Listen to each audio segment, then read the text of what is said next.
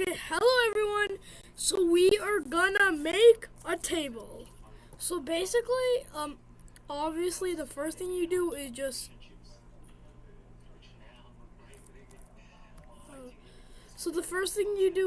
stretch it out. You just stretch it out like this.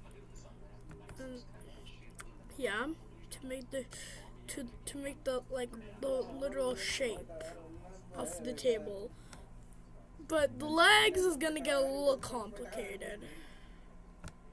But it's okay because you can rewatch the video because you can because YouTube let you. Good for YouTube. Okay, so now that we got the frame for it, like the big part where you put stuff on it,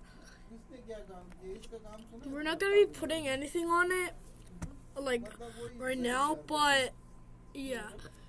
So let's go into edit mode like this, and then there's gonna be a couple more tools here. Bunch. The tool we're gonna be using right now is loop cut. Okay, let me just get into loop cut. Okay, there's line. Okay, okay, now that we got this, wait, do I sound like I'm in Australia? Because I'm in the USA right now. Yeah, I kind of sound like I'm an Australian. But I'm not Australian. I'm not upside down. My PC's not upside down. My yeah is not upside down. Nothing is upside down. So, now that we cut it like this, I guess we gotta select the bottom half. I know why am I saying I guess? It's because I actually know. It's because I'm not an idiot. Duh. Okay. So, and then I'm just gonna be clicking. Okay, I'm actually an idiot. Okay, we gotta go to the select tool and click shift while selecting all of them. So then once you do that, you click this thingy-mabob. Then you make this go down, but you think, yeah, it's impossible to make it perfect because it's not humanly possible. Yeah, it is not. Oh my god, I'm an idiot.